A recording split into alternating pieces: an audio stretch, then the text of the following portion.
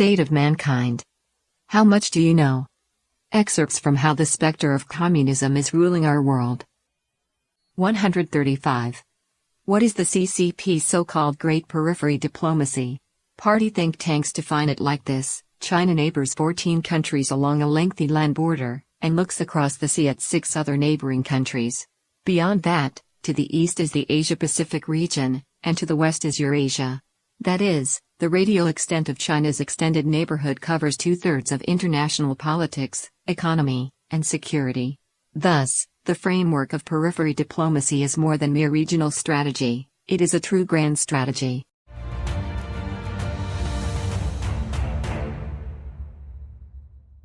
Australia is the weak link of the Western world. In June 2017, Fairfax Media Limited and the Australian Broadcasting Corporation released the results of their 5-month investigation, the documentary Power and Influence, the Hard Edge of China's Soft Power. The documentary raised concerns around the world by describing the CCP's widespread infiltration and control over Australian society. 6 months later, Sam Dastyari, a member of the Australian Labor Party, announced his resignation from the Senate. Dastyari's resignation followed accusations that he had accepted money from CCP-linked Chinese merchants for making statements in support of Beijing regarding South China Sea territorial disputes. His statements on this critical issue clashed with the views of his own party. In September 2016, Australia's SBS News published a news report revealing political donations by a Chinese businessman intended to influence Australia-China trade policies. Furthermore, in recent years, Chinese state-run media outlets have signed contracts with Australian media, allowing them to broadcast content provided by Chinese media to Australian audiences. In fact, as early as 2015, Australia allowed a Chinese company with close ties to the People's Liberation Army, PLA, to secure a 99-year lease over the port of Darwin. The seaport occupies an important military location for guarding against attack from the north. Richard Armitage, a former U.S. Deputy Secretary of State, said he was stunned by the deal, and that the United States was concerned about the development. In 2017, a book called Silent Invasion: China's Influence in Australia, by author Clive Hamilton was rejected 3 times by Australian publishers due to fear of Chinese repercussions. Finally, following much consideration, the 3rd publisher agreed to publish it. The censorship elicited widespread concern among Australians about China's influence in their country. Many more wonder why China has directed so much effort to Australia. What is the military strategic value of the CCP infiltrating Australia and exerting control there? In December 2017, the National Endowment for Democracy, NED, stated in its report Sharp Power, Rising Authoritarian Influence that the Chinese Communist Party is influencing and changing Australian politics and academia by means of bribery and infiltration for the main purpose of weakening the US-Australia alliance. In its 2017 Foreign Policy White Paper, the Australian government said, "The United States has been the dominant power in our region throughout Australia's post-Second World War history. Today, China is challenging America's position." Dr. Malcolm Davis, senior analyst at the Australian Strategic Policy Institute, said Beijing was trying to gain a strategic advantage in the Australian region to achieve its final goal of ending Australia's alliance with the United States. Australia is the CCP regime's testing ground for soft power operations in its strategy of periphery diplomacy. The CCP's infiltration of Australia dates back to 2005, when Zhou Wenzhuang, then deputy head of the Ministry of Foreign Affairs, arrived in Canberra and informed senior officials at the Chinese embassy of the CCP's new diplomatic approach.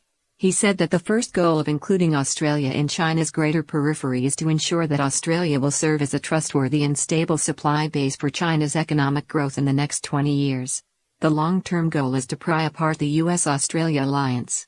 The mission of those present at the meeting was to understand how the CCP could broadly exert influence over Australia in the spheres of economics, politics, and culture. The CCP regime uses its economic strength to force Australia to make concessions on a series of military issues and human rights affairs. The standard approach adopted by the CCP to coerce others into cooperation is to cultivate personal relationships via economic interests and simultaneously create the implicit threat of blackmail. After years of investigation, Clive Hamilton found that Australia's major institutions, from our schools, colleges and professional associations to our media, from professions of mining, farming and tourism to military assets of ports and electrical networks, from our local parliaments and state governments to our Canberra parties, are being infiltrated and transformed by a complicated control system under the supervision of CCP. After the 2008 economic crisis, in practice, Australia has proven willing to serve as the CCP's supply base due to the common belief that the CCP rescued Australia from the recession. Hamilton says that the reason the CCP's infiltration and influence can be so effective in Australia is that Australians have allowed it to happen right under our noses, because we are blinded by the belief that only China can guarantee our economic prosperity, and because we dare not stand up against Beijing's bullying.